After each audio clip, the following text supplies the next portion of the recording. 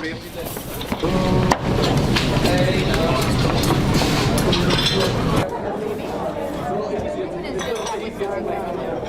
were worried that the city was going to shut down, and we had things we had to do, like go to Katz's Deli. So we were glad that they stayed open.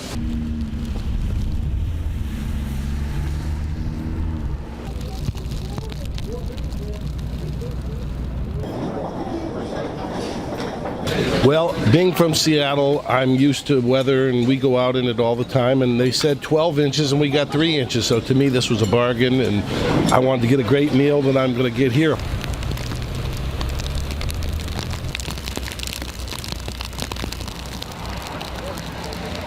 Hey, look, people still got to eat pastrami. Rain, shine, or whatever the hell this is outside, people still have to eat pastrami.